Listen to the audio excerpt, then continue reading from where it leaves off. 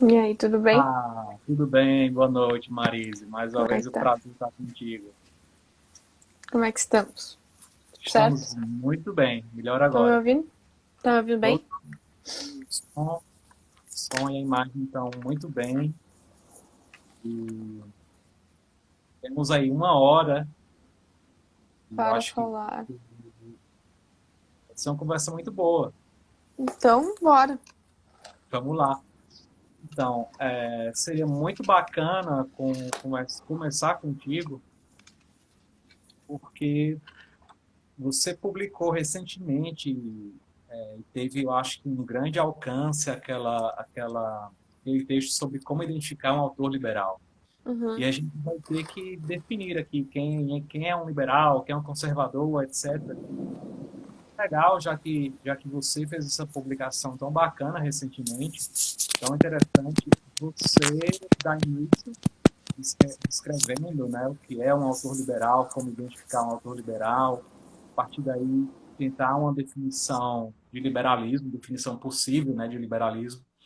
E aí a gente dá continuidade. Posso fazer a mesma coisa com autores conservadores, etc. Uhum.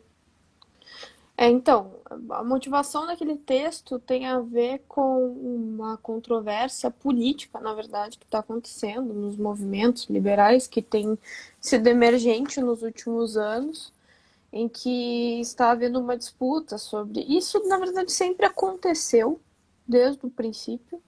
Mas eu acho que hoje, por conta do governo Bolsonaro ter se elegido, querendo ou não, com uma vertente liberal conservadora, né, com as duas vertentes, ficou mais evidente essa necessidade de ou uma distinção por parte daqueles que se consideram oposição ao governo Bolsonaro, inclusive dos conservadores, tu deve ter visto isso, Sim, ou de alguma definição de fato de uma agenda do que seria uma agenda conservadora ou que seria uma agenda liberal mesmo, tendo em vista que é um governo de certa forma inédito, que se elege como sendo de direita e tudo mais.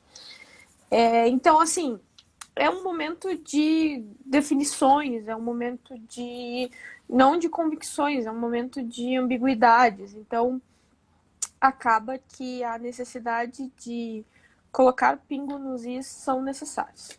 Mas o que acontece é que o mundo não são caixinhas, né? Não são, a gente não consegue, por exemplo, colocar uma fronteira muito bem estabelecida do que de como as pessoas entendem a palavra liberal, de como as pessoas entendem a palavra conservador, de como elas interpretam essas palavras e tudo mais. E acaba que, bom, eu acho que muitas vezes nós, professores, quem faz o trabalho intelectual, mais prejudica do que ajuda. Porque ao invés de, bom, trazer uma ferramenta, um instrumento para que as pessoas elas mesmas consigam definir ou consigam até separar o joio do trigo, como definir então um político liberal, quais são os critérios necessários, como eu consigo entender então o que é um autor liberal, quais são os critérios necessários, acaba às vezes até os próprios intelectuais entrando nesse mesmo jogo equivocado que é se eu gosto, é liberal. Se eu sou liberal. Se eu não gosto, não é liberal. não é liberal, é. E esse absolutamente não é o critério. Já deixa aqui. O critério não é eu gostar ou não gostar do autor. O critério não é eu concordar ou não concordar com o autor. Absolutamente. Eu vou repetir. Essa vai ser meu mantra nos próximos anos. O critério para um autor ser ou não ser de uma tradição filosófica barra ou uma ideologia e um político também se vincular a uma tradição filosófica barra uma ideologia não se trata de gostar ou não gostar de um político. Isso, isso. Inclusive, se é possível eu não gostar de um político, eu não votar no político, eu não concordar com o político e ele compartilhar das mesmas leituras que eu, compartilhar da mesma ideologia que eu e eu Perfeito, não estar ali vinculada a ele. Então, assim, eu perfeito. acho que essa independência é necessária. Por quê? Porque senão o Bolsonaro, por exemplo, vai falar algo conservador e propriamente conservador, e como eu identifico, sei lá, que eu não gosto do Bolsonaro, porém sou conservador, eu vou dizer que aquilo não é conservador, ou eu vou dizer que eu não concordo com aquilo. Então não está vinculado com a verdade, está vinculado com a reatividade. Então não faz absolutamente nenhum sentido. Por isso que foi publicado o texto. O texto foi publicado para tentar desmistificar essa ideia e trazer um instrumento para que as pessoas identificassem autores, não políticos. Eu quero publicar um texto sobre como identificar políticos liberais, porque e não no sentido de, eu vou ter que arrumar aqui, daqui a pouco eu arrumo. E não no sentido de fazer uma lista de tipo políticos bons, políticos ruins, mas também nesse sentido de fazer um instrumento. E aí, o que eu penso já há muito tempo, já tenho feito palestras já há muitos anos sobre o que é liberalismo. Quando eu faço palestra sobre o que é liberalismo, eu não trago uma lista de autores liberais. Quando eu faço uma palestra sobre o que é liberalismo, o que eu trago é uma história de tradição de pensamento. E tu que é da história das ideias, tu sabe bem qual é essa pegada. A pegada é, bom, de certa maneira, existe uma forma de pensar o mundo e chegou um momento da história, durante, lógico, processo complexo, durante um bom tempo, demorou um bom tempo, as pessoas passam a pensar de uma outra maneira. E, inclusive, a minha busca pelos autores liberais, ela tem a ver exatamente com esse questionamento genuíno de como a Idade Média, a cristandade latina, foi dissolvida e o Ocidente passou a pensar de uma outra maneira a partir dos critérios da Idade Moderna. Essa era a minha questão. E aí, para entender esse processo, se eu excluísse os autores liberais, seria impossível de compreender. Perfeito. Então, como identificar um autor liberal? Um autor liberal ele está conectado com uma tradição muito ampla de pensamento ocidental em que entende que o ser humano é estar conectado a uma essência.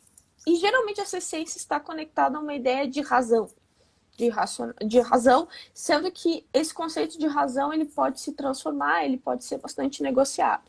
Mas essa ideia de que existe uma essência que nos faz humanos, é algo que faz com que seja, vamos dizer, algo que corresponde a essa tradição ocidental, Platão, Aristóteles, pré-socráticos, enfim. O outro critério que faz eu entender essa tradição liberal de pensamento é algo mais específico ao pensamento moderno. Existe algo que os modernos fazem e que os medievais não fazem, que é uma tradição trazer um dilema especificamente moderno, que é esse dilema entre indivíduo e sociedade. Que, por exemplo, se for olhar República de Platão, se for olhar por exemplo, os escritos de política de Aristóteles, quando o Aristóteles está falando sobre política, ele está falando como é que a gente tem que administrar o gado, ele está falando de questões que parecem até questões de gênero, ele está falando até como a mulher deve se comportar, o homem deve se comportar. Tu pensa assim, geralmente os modernos, nós herdeiros dessa tradição moderna, pensam assim, tá, mas o que isso tem a ver com política? Por quê? Exatamente porque a gente pensa a partir dos critérios modernos de que política se trata de uma questão pública e não de uma questão privada. Porque o que é indivíduo é indivíduo. O que é sociedade é sociedade. Existe uma distinção entre indivíduo e sociedade. E mais do que isso, não só existe uma autonomia entre esses dois polos, como existe também, de certa forma, um certo dilema. Um certo antagonismo.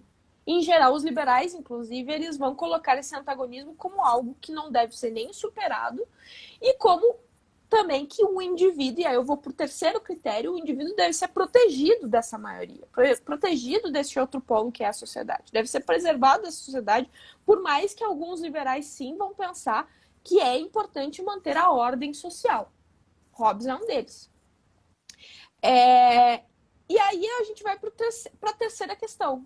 Para ser liberal, não só tem que corresponder a essa tradição essencial de ser ocidental, corresponder a esse dilema de indivíduo e sociedade, entendendo esses dois polos como autônomo, como também entender que o indivíduo, não só o homem moderno entende que ele é um indivíduo, como esse indivíduo ele tem uma autonomia diante da coletividade, diante do que a gente chama mais filosoficamente de estruturas. Essa autonomia ela pode ser radical, como ela pode ser um tanto mais restrita, mas que nós temos autonomia, ou seja, nós não somos determinados pelas estruturas. Essa autonomia vai ser, inclusive, algo que vai ser responsável por romper a ideia de que nós somos determinados, de certa forma, por leis divinas. Então, por mais que não seja isso que o cristianismo está realmente dizendo, mas enfim, isso a gente não vai entrar com algo tão específico. Mas vamos lá. A questão desses 3 critérios é o que faz eu definir um autor ser liberal. Não se trata exatamente da sua atuação política, porque o contexto e conjuntura política é muito específico do tempo do autor. O contexto e conjuntura política do século XVI é muito diferente do contexto e conjuntura política do século XXI. Não podemos ser anacrônicos, por exemplo, de dizer Locke não é liberal porque ele não tem, por exemplo, uma noção sobre gênero livre. Sabe? Não se trata disso, não se trata de uma agenda política, se trata de uma forma específica de pensar. Claro que vai ter autores que vai ser um pouco mais híbrido, vai ser um pouco mais borrada essa fronteira, mas a princípio eu, pelo menos dentro de todos esses anos que tenho estudado os pensadores modernos, e eu tenho me dedicado mais aos pensadores modernos, estabeleci esses 3 critérios. Ou seja, a minha conclusão é: o tema da liberdade não é o que faz um autor ser liberal. Primeiro porque, se a gente for olhar atores que tipicamente são vistos como liberais, eles não estão restritos à liberdade. Eles falam, por exemplo, Locke, a Teoria do Conhecimento do Locke é um dos maiores tratados de epistemologia da modernidade.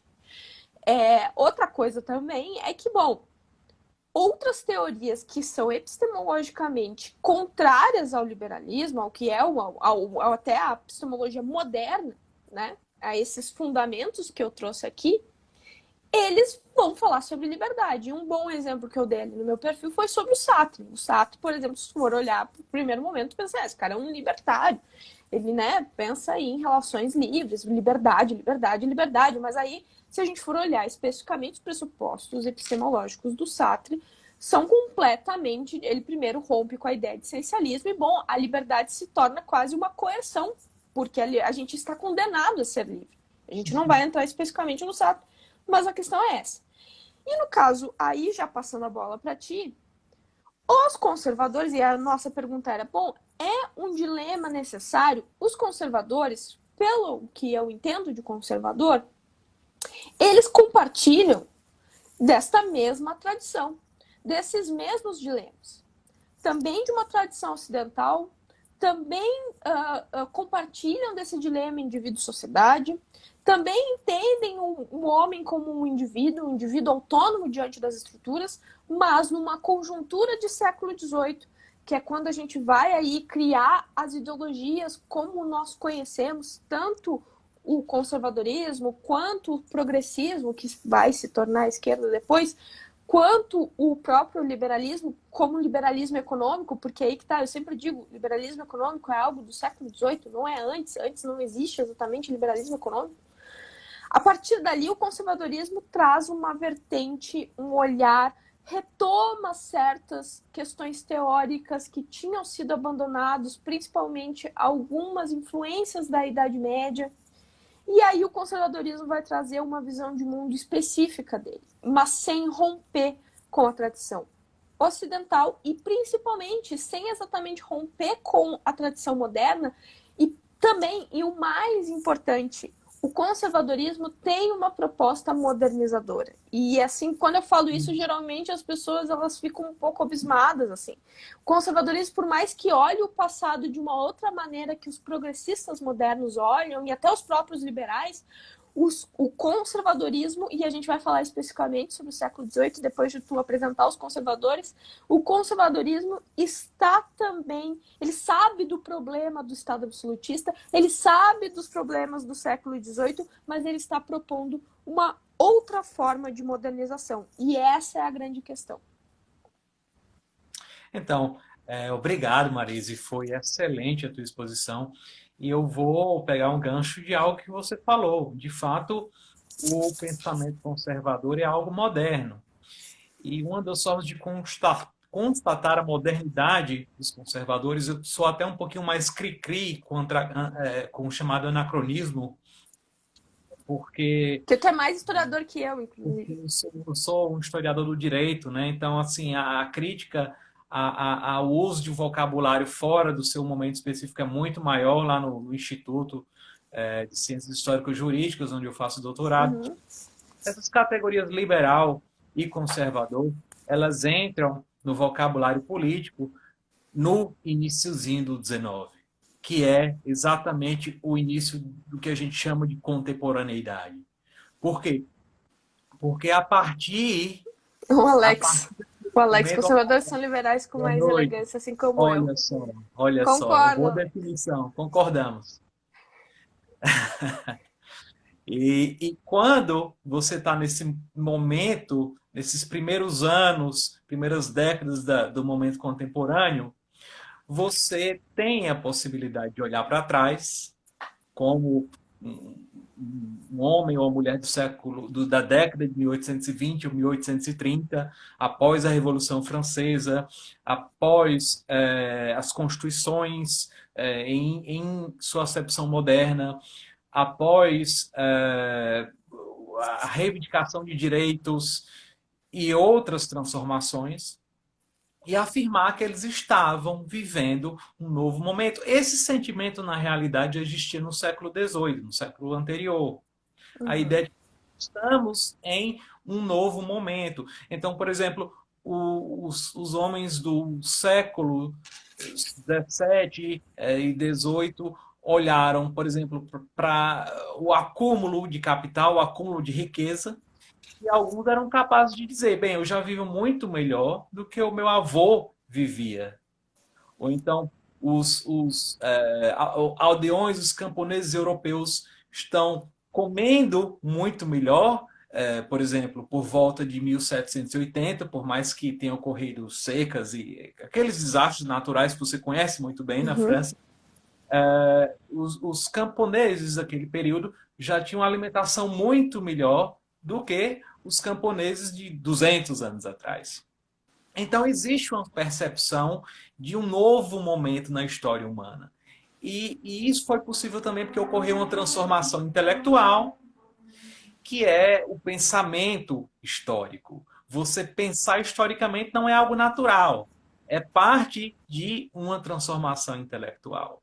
Então, nesse momento em que os homens se veem diante de uma ruptura, eles vão fazer com que as suas posturas políticas tenham mais ou menos algo desse reconhecimento, sejam influenciados por algo desse reconhecimento de que estamos em um novo momento. Então, por exemplo, o próprio Burke, que muitas pessoas chamam, com razão ou não, depois a gente pode entrar aí de o pai do conservadorismo, ou o primeiro conservador, ele admitia que, diante da Revolução Francesa, que eles estavam testemunhando coisas inimagináveis, eventos únicos na história humana e que fariam com que o mundo nunca mais fosse o mesmo. Essa cultura, que eu poderia comparar, por exemplo, com a queda de Constantinopla, ou esses grandes eventos como a chegada dos europeus à América, esses grandes eventos, eles são como pedras que nós jogamos em um lago e que vão criar aquelas ondas de choque, que nessa analogia seriam as transformações intelectuais que muitas vezes se seguem a alguns grandes fatos. Então, por exemplo, após o terremoto de Lisboa, que foi comentado por todos os grandes intelectuais europeus do período, e Voltaire, depois, Kant. isso, todos eles comentaram, ele vai fazer com que algumas pessoas duvidem, por exemplo, de que existe uma ordem natural orientada pela providência, e outras pessoas, contrariamente, vão dizer que, bem, se ocorreu o terremoto, estava dentro dessa ordem providencial, e aí algumas pessoas vão retrucar, bem, se estava dentro dessa ordem providencial, por que que aquele bairro de Lisboa onde ocorria prostituição não foi destruído, um dos poucos que não foi destruído pelo terremoto.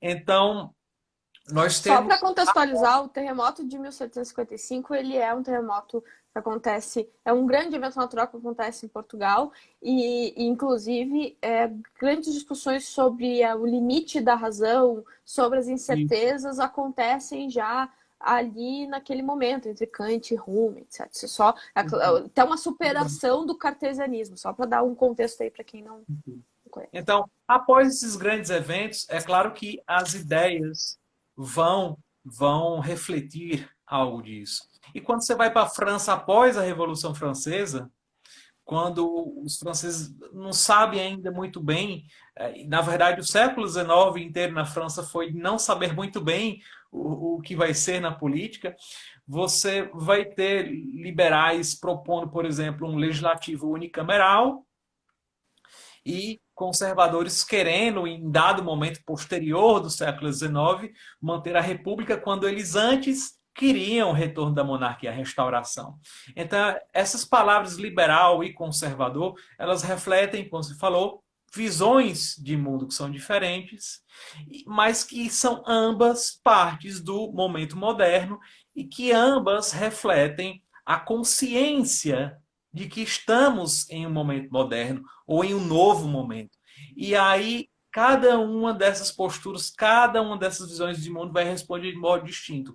Como, nesse momento moderno, nesse novo momento, nós vamos resolver algumas questões políticas fundamentais, como você falou, por exemplo, a relação entre indivíduo e sociedade, porque os problemas são reconhecidos pelas duas posturas. Os mesmos problemas políticos essenciais são reconhecidos pelas duas posturas, tanto por liberais quanto por conservadores. Aqui nós não estamos a falar dos conservadores, entre aspas, de trono e altar, que seriam, na realidade, reacionários, mas sim de posturas que reconhecem e têm consciência de que são parte dessa modernidade. Então, são esses personagens aqui que nós vamos discutir. E é que está. O primeiro conservador, teoricamente, o Edmund Burke, é de fato um sujeito que está no limiar desse novo momento, que testemunha a Revolução Francesa e que alerta para os excessos da Revolução Francesa. E que, inclusive, pode ter suas críticas à Revolução Francesa estendidas para outros momentos revolucionários, como a Revolução Russa, por exemplo. Mas não para a Revolução Americana. O que Supostamente. mostra. É. Eu não estou aqui a dizer que o Burke estava certo ou errado no diagnóstico dele da Revolução Americana. O mais importante aqui é que, no interior do pensamento do Burke, as duas revoluções eram distintas, porque a Uhum. Revolução Americana seria muito mais uma continuação do pensamento da tradição constitucional britânica, por mais que eles tenham escrito uma constituição bonitinha, o que a gente chamaria hoje de constituição codificada, e Cibele Bastos, olá Cibele, bem-vinda. E os franceses, não, eles simplesmente decidiram romper com todo o passado, todas as instituições da França. Desculpa, eu acho que eu te interrompi, mas... Não me interrompeu. Não, a grande questão aqui é identificar, eu acho que tem alguns pressupostos teóricos que precisam ser ditos, né? Primeiro, processos históricos não ocorrem do dia para a noite.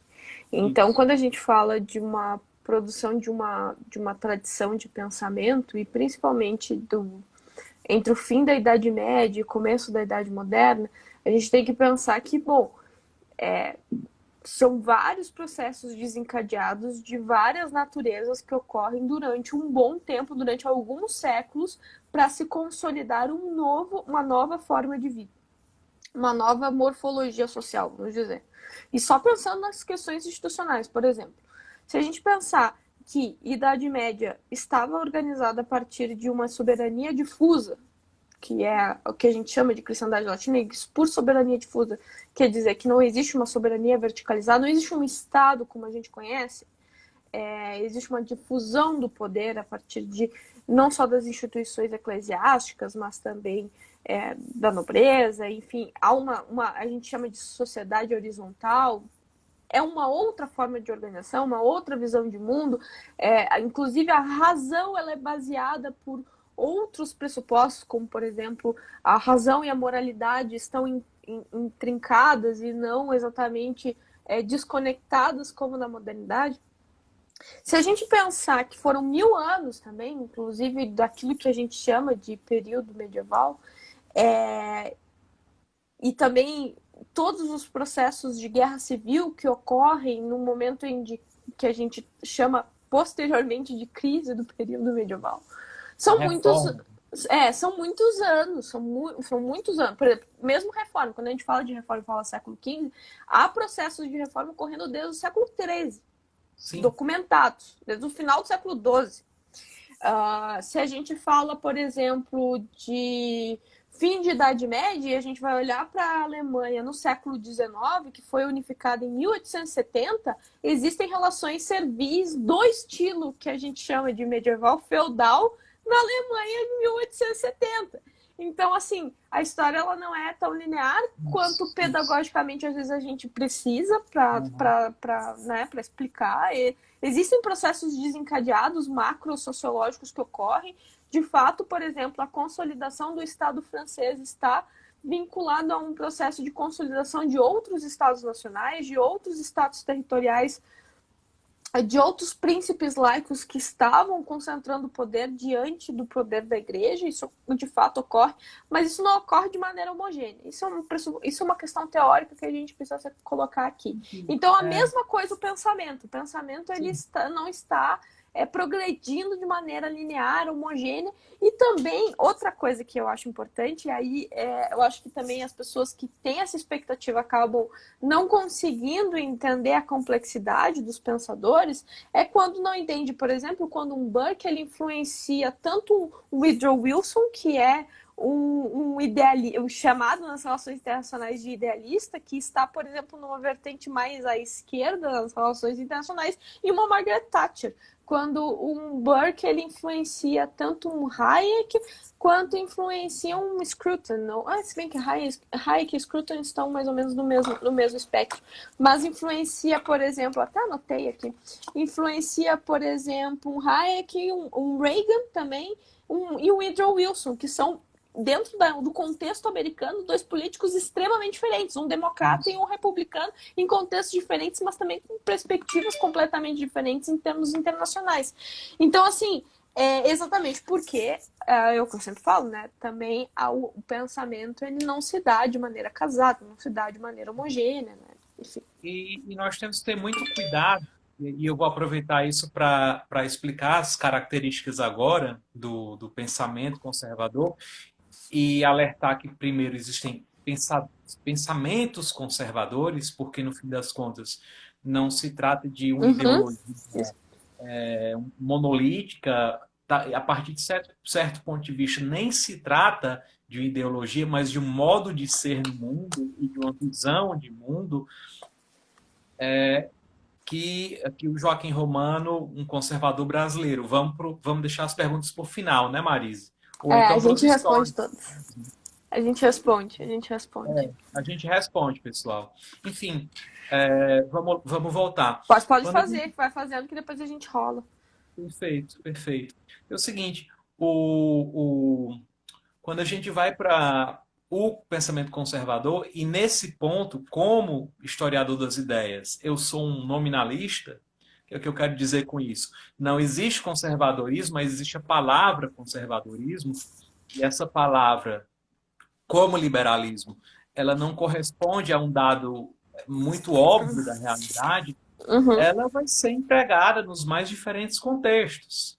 Então, assim, por mais que exista a palavra cachorro, e é muito fácil eu identificar um cachorro, não é uma cadeira, não é um gato, não é uma geladeira, é um cachorro, é muito mais difícil com palavras do nosso vocabulário político identificar aquilo que elas estão a designar. Então, quando eu falo em um conservador, eu posso estar falando em alguém que o público em geral decidiu chamar de conservador, ou eu posso estar falando de um intelectual de alto nível como Russell Kirk.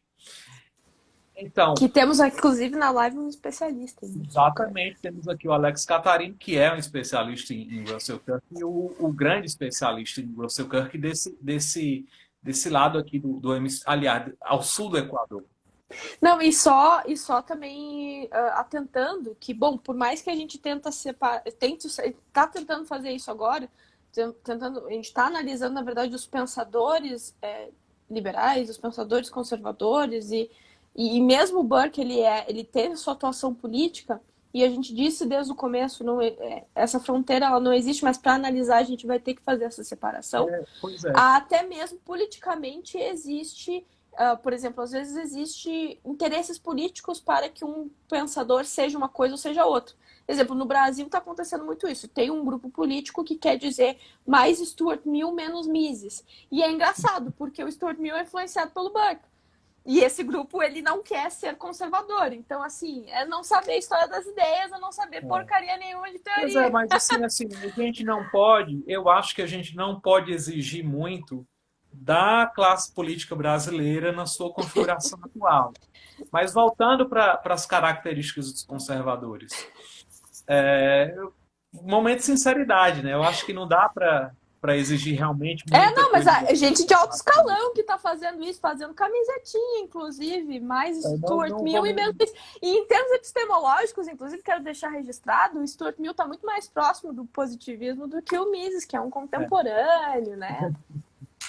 Enfim, indo para as características dos conservadores, em primeiro lugar, nós temos que tratar de uma ideia, de uma noção praticamente onipresente de humildade, de falibilidade do ser humano e de até mesmo de corrupção da natureza humana, que eu poderia descrever utilizando a metáfora do Gênesis, entendeu? A narrativa do Gênesis do pecado original, que mostra que muitas vezes nós temos as razões corretas ou a vontade para correto, mas muitas vezes a razão e a vontade não estão lado a lado, não estão indo na mesma direção. Então nós temos no conservadorismo que, em um primeiro momento, reconhecer que o ser humano, infelizmente, ele é uma criatura, ou seja, estou reconhecendo que existe uma ordem além da ordem humana, também é muito importante isso para o pensamento conservador, embora não necessário, você vai ter conservadores que não são religiosos, mas você vai reconhecer no ser humano uma criatura ou um ser que é falível. E usando a linguagem burkeana, que é o meu, quase falo aqui em lugar de fala, mas que é o meu ponto de partida, que é uma posição mais próxima do Burke, do próprio Russell Kirk, que foi um grande estudioso do Burke. Mas, voltando aqui para a definição, a partir de Burke, é você admitir que o capital de razão do indivíduo, aquilo que ele sabe, aquilo que ele conhece, as soluções que ele possui, as instituições que ele experimentou e que conhece, é muito reduzido quando comparado ao que o Burke chamou de capital de razão da espécie. E o que é esse capital de razão da espécie? É exatamente, em um sentido bem amplo agora, todo o conjunto de ideias, opiniões, crenças, instituições, modos de fazer as coisas, de organizar a família, a sociedade, etc., que, ao longo do tempo, acabaram por prevalecer. E elas prevaleceram exatamente, não estou dizendo aqui que o Burke é um historicista vulgar, simples, que ele não tem ordem moral, porque tem, mas essas instituições prevaleceram, vou chamar de instituições em sentido bem lato aqui, porque elas trouxeram benefícios, proporcionaram benefícios para as sociedades humanas. E aí, provando mesmo o argumento do Burke, esse princípio de falhabilidade, ele já está sendo, vamos dizer, comprovado desde Descartes até o século XVIII, porque ele está, vamos dizer, a gente está partindo de um século XV em que existe uma certa ingenuidade em torno da razão humana e deste homem infalível, e que a razão ele vai acessar a verdade, para um século XVIII, como a gente falou, do desastre de Portugal, para um século XVIII. E isso é engraçado, porque em estudos sobre o pensamento moderno, pouco se estuda, né? Assim, estou falando mais pela minha experiência nas universidades, sobre o quanto esses autores modernos eles já estão, Hume, Kant, eles já estão trazendo os limites da razão. Não é necessário para os modernos para tal. Uma coisa que você nota nos modernos é o seguinte: você for ler, por exemplo, o Charles Taylor sobre a secularização, você vai ver que os modernos, eles não é que eles são ateus ou agnósticos ou descrentes, mas eles passam a valorizar muito mais aquilo que na teologia tradicionalmente é chamado de a potência ordenada da divindade. Então, o mundo tem a sua própria ordem de funcionamento e funciona muito bem, e os modernos vão deixar a divindade num plano mais distante. Os modernos que acreditam em milagres vão falar numa potência, numa ação extraordinária dessa divindade em alguns momentos. Os modernos que negam os milagres não vão falar apenas que só existe. Por exemplo, o Thomas Paine e o Burke, se você comparar. O Thomas Paine e o Burke têm visões completamente distintas da ação divina na história. O Burke enfatiza na providência e o Paine negando essencialmente os milagres, a ação da providência divina. E é que Inclusive, tá, um livro essencial para isso é O Espírito do Capitalismo Democrático, do Novak. Esse livro ele explica exatamente esse processo, essa relação entre exatamente esse princípio da ordem natural e o capitalismo e a questão cristã. Então, você tem essa primeira grande característica do conservadorismo, como eu falei, que é essa ideia de que o indivíduo não sabe muita coisa, mas felizmente ele está inserido, ele é parte de uma tradição e que fornece a ele, essa tradição, respostas para muitas coisas. Então, esse seria o grande dado inicial que eu poderia apresentar sobre conservadorismo. E eu não vejo algo, e aí passando a bola para ti, mais uma vez, eu não vejo muita coisa no pensamento liberal, embora alguns extremos do liberalismo, claro, poderiam não concordar, podem não concordar com isso, eu não vejo muita coisa no pensamento liberal que antagoniza essa ideia de um recurso à tradição, porque é justamente essa tradição que permite a ordem no interior da qual nós podemos experimentar a liberdade, ou uma liberdade ordenada. Tem o livro do Biratã de Macedo que ele fala uma frase interessante: os liberais e conservadores se encontram ao centro e eles estariam em convergência, agora já falando questões mais contemporâneas, né? Não tão historiográficos, e eles estariam em convergência principalmente num legado anti-revolução. Isso. Eu acho que teria que se fazer essa distinção, né? O que seriam esses conservadores e liberais nesse processo de formação de pensamento, de uma filosofia específica que que surge, no caso, que tem um DNA em comum, mas vamos dizer, recupera certos pressupostos que tinham sido abandonados no processo de modernização, no processo de constituição da Idade Moderna, constituídas as ideologias pós não só a Revolução Francesa, mas também período napoleônico, século XIX, em que a arena política estava ali estabelecida e as várias disputas estavam sendo estabelecidas e uma agenda conservadora, no caso, estava se consolidando, né? Até por conta das dinâmicas de transformações pujantes do nacionalismo, da ideia de unidade nacional, estão trazendo necessidades de agendas de restauração, agendas de conservação no século XIX. Isso faz sentido no século XIX. Bom, diante disso, a gente tem todo um olhar já consolidado, essas ideologias, consolidadas essas forças políticas, né, de liberalismo, de conservadorismo e também, e a gente não pode esquecer, de progressismo. E eu acho que é aí que está a questão, né? Acho que diante o progressismo, o liberalismo e o conservadorismo, eles por vezes eles se aproximam, por vezes eles se afastam. Vejo que sim, acho que o liberalismo ele tem um DNA mais progressista do que o conservador, obviamente. Isso é notável. Mas que tipo de progressismo também? Diferente do progressismo rousseauiano, e que vai ficar mais evidente quando esse progressismo de origem Revolução Francesa se consolida numa nova filosofia, uma filosofia antimoderna, e aí é interessante, né? Porque a filosofia marxista e posteriormente a ideologia marxista, que vai vamos dizer, usufruir desse legado progressista, ela é antimoderna, ela surge na crise das filosofias modernas, ela surge na crise da modernidade. Então, ela nega, por exemplo, certos pressupostos que eu falei, por isso que também eu considero ser liberal compartilhar desses pressupostos, porque exatamente essas tradições de pensamento antagônicas, elas não compartilham desses pressupostos. Então, por exemplo, esse dilema entre indivíduo e sociedade, a partir da ideia de que é preciso preservar o indivíduo, não está colocado na filosofia marxista.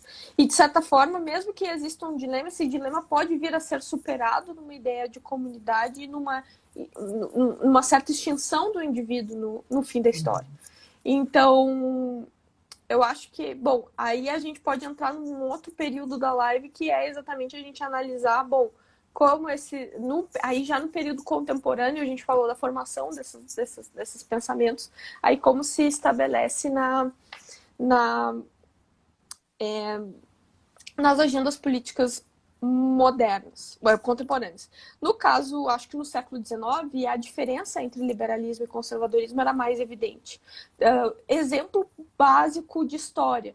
Se a gente olhar para a história da formação da unificação alemã, é interessante exatamente a gente ver ali na Alemanha os três elementos: o progressismo, o liberalismo radical, como se chamava, o marxismo, que vai ser o marxismo, o liberalismo, que são aqueles influenciados principalmente por Kant e Adam Smith, e que queriam uma transformação, uma modernização das relações, principalmente das relações servis e feudais e de trabalho na Alemanha, e o conservadorismo, no caso, que tinha uma certa resistência à transformação, mas que depois da Revolução de 48, isolam os progressistas radicais, se unem, de certa forma, numa agenda de unificação com os liberais, os marxistas radicais, não, os marxistas, os que vão ser os marxistas, os liberais radicais, se unem aos liberais moderados, né? Pelo menos é o que isso Kittner explica, um dos grandes historiadores da Alemanha moderna. E aí, exatamente a partir dessa união entre os conservadores e os liberais moderados, que acontece a unificação alemã. E a unificação alemã, ela é diferente exatamente do processo de Revolução Francesa, porque ela ocorre a partir nas mãos dos conservadores e nas mãos desses liberais moderados, e não a partir de uma revolução, não a partir dessa transição entre monarquia e república, como ocorre, de uma revolução como ocorre porque, na realidade, os franceses queriam fazer terra arrasada de tudo que existia. Eu não estou, claro, dizendo que a unificação alemã é isenta de vícios, talvez decorrência do DNA prussiano que tem aí. Outra conversa, obviamente. Outra conversa. Mas os franceses queriam, de fato, fazer terra arrasada. E eles tinham um sentimento anticlerical, por exemplo, que é um dos fatores de radicalização do processo todo. E Quando você aí, vê. desculpa só te Só uma interromper. coisinha.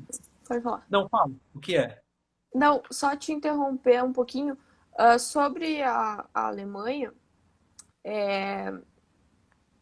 não, ainda não, sobre a Alemanha. Sobre o que o Alex acabou de falar do Biratã, a gente tinha exatamente falado, né? Liberais e conservadores se encontram ao centro, anti-revolucionários, Isso. e como o Alex aqui disse, né, o Biratã, que foi exatamente do livro do Biratã que eu tirei essa Uhum. citação, o Biratã diz, né, liberais e conservadores no plano concreto mais se distinguem por questões de tática do que de essência. Perfeito. Só que é interessante também o quanto isso talvez aqui no Brasil não está sendo entendido dessa forma, né? Uhum. Então, assim, realmente tem esse problema que está relacionado, como eu falei, ao fato de que as palavras, infelizmente, É. elas são usadas de mil e uma maneiras. É muito difícil você ter termos na política que são inequívocos. Todos eles são, em algum grau, equívocos. Eles trazem algum grau de ambiguidade para a conversa inteira. Mas voltando, e para a gente entender, já que a gente está entrando no momento da live, sobre o ritmo do progresso em cada uma dessas vertentes intelectuais, saindo um pouco do que eu falei sobre a França, mas voltando lá, os franceses queriam fazer uma arrasada do mundo e reconstruir o mundo. Uhum. Se você trouxer essa espécie de ideia para hoje e ver quem é que quer fazer isso hoje, você vai ver aqueles grupos que nós chamamos de radicais, de alguma forma radicais, porque eles querem mais uma vez fazer terra arrasada das coisas que existem e substituir essa ordem, seria um processo revolucionário, substituir essa ordem por um mundo novo. Quando você vê, por exemplo, no liberalismo, que não existe, isso aí, claro, você pode me corrigir, obviamente, não Não, não. existe esse plano de substituição, mas sim de preservação de alguns pressupostos, por exemplo, direitos individuais, rule of law, proteção do indivíduo contra o Estado a partir de uma Constituição. E não só no plano cosmológico, no plano ontológico também. Aquela conexão com o pensamento ocidental se trata exatamente, não, nós temos uma essência, existe algo que nos faz humano e que é ontológico, se O simples conserva, não fato, muda. Não o tem simples como fato de haver ser uma nova humano. natureza, uma outra Perfeito, natureza. perfeito. O que, por Essa, exemplo, pós-modernos, contemporâneos, isso, vão ia questionar. chegar aí.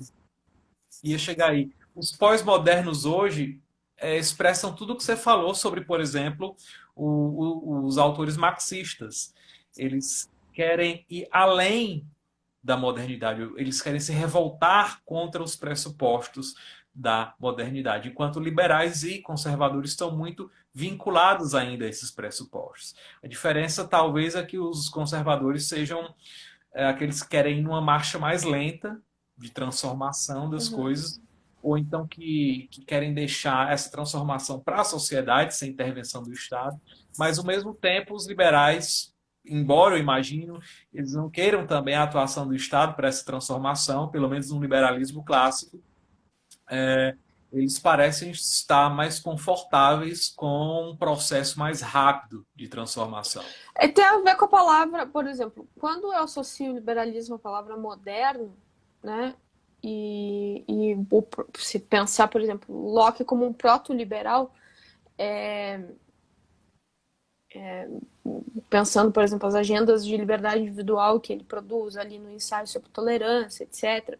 Uma ideia de liberdade, pelo menos uma agenda de liberdade individual. E pensar na palavra modernidade, a palavra modernidade é uma palavra da filosofia medieval e que tem essa ideia de orientação para o futuro, né? Uma ideia de mudança, aliás.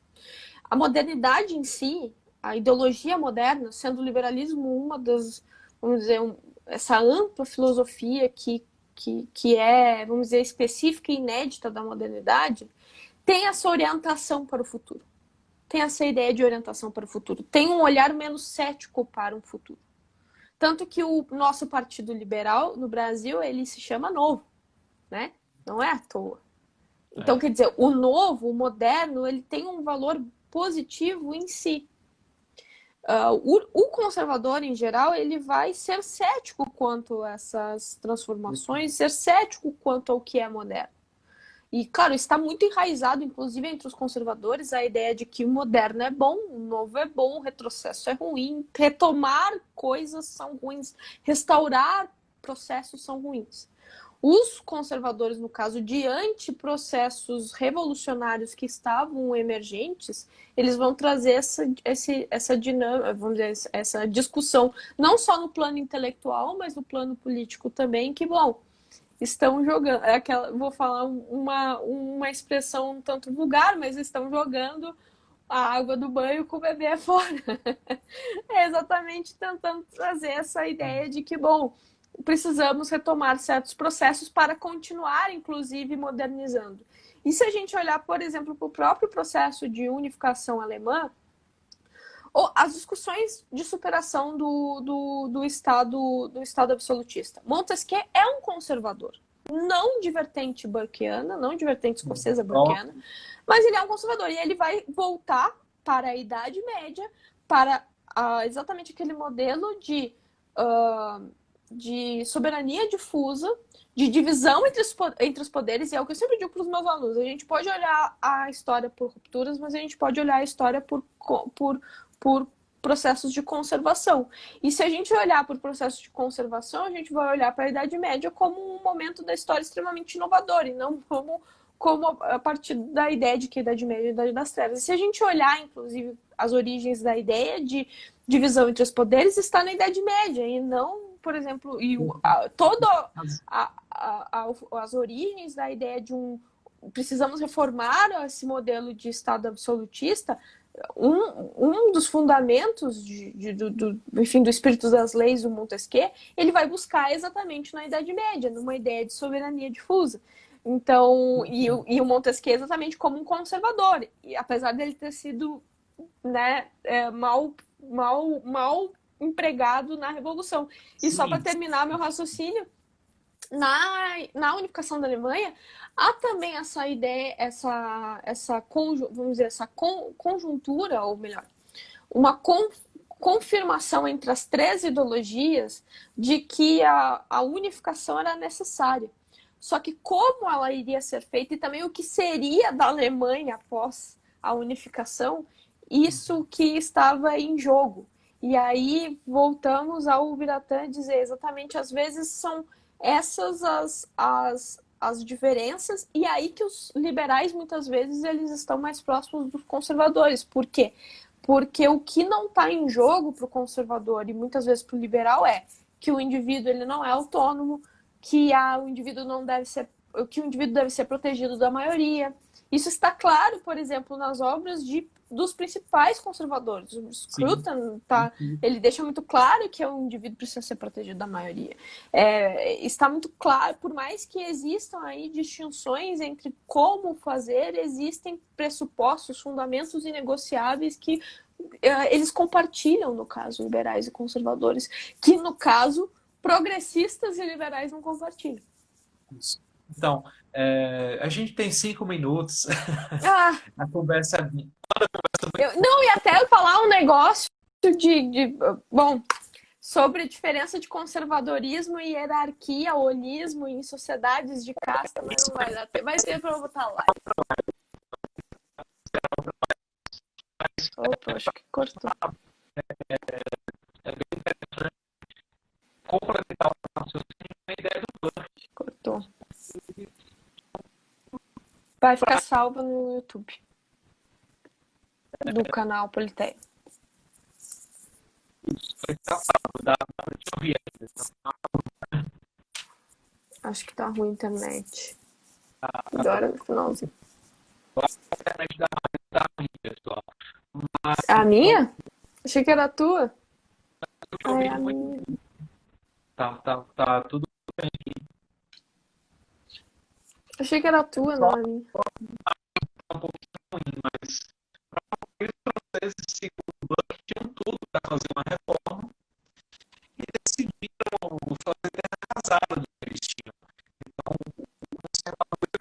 cai numa marcha mais lenta. Enquanto o liberal, diante de problemas, ele pode tentar ir numa marcha mais acelerada. Eu acho que essa é uma das grandes diferenças. Agora, Não sei Marisa, se é a minha. Não sei se é a minha, se é a tua. é difícil. Mas enfim, a gente está concluindo, acho que com 3 minutos. Qualquer forma, pessoal, vai ficar salva nos stories. Depois eu vou fazer o upload da live para o YouTube e a gente vai dar sequência com a resposta das perguntas de vocês nos nossos stories. Deve ser É a minha que tá assim, ok, Aline? enfim, a Aline falou que a da Marisa está ok. Ah, então a Enfim, tua voltou agora. pronto. Então é isso.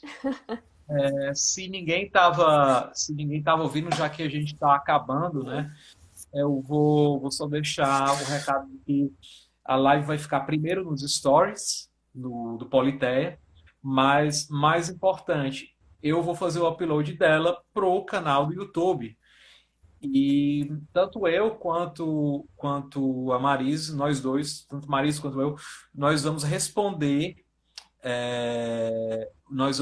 responder os questionamentos que vocês deixaram nos stories. E porque também ficaria ainda menor o tempo aqui na live.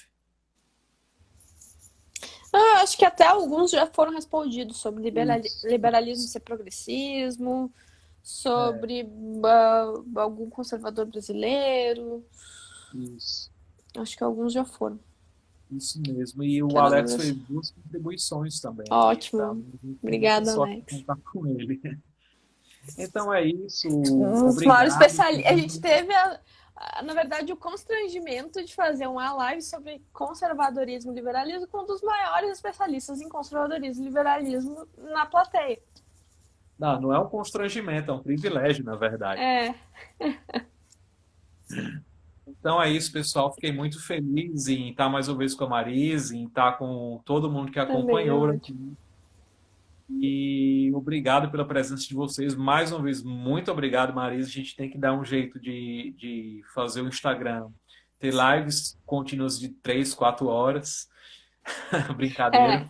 Não, e leem, para entender o que é liberalismo e conservadorismo, é ler Platão e Aristóteles, os Perfeito. clássicos, Burke, Leiam tudo, leiam tudo. Hume, É. Locke, não, calma aí, Locke, Hume, Locke, e é isso. Eu tava E com o é Kirk isso. aqui, é E aí isso. eu vou abrir caixa de perguntas nos stories do canal. E quem quiser perguntar mais sobre liberalismo e conservadorismo, é, Estão te pedindo um autógrafo. pois é, mas é difícil aqui. Eu estou bem longe do Cone Sul-Sudeste. Tem que nos visitar aqui. Eu tenho que visitar vocês em BH. Então tá acabando, 27 segundos. E eu Tchau, vou tchau, encerrar. pessoal. Até Tchau, mais. tchau, pessoal. Boa Tchau. noite. Vou abrir lá a caixa. Isso aí, Joaquim. Lê. Até mais. Isso aí, leiam. Tchau, tchau.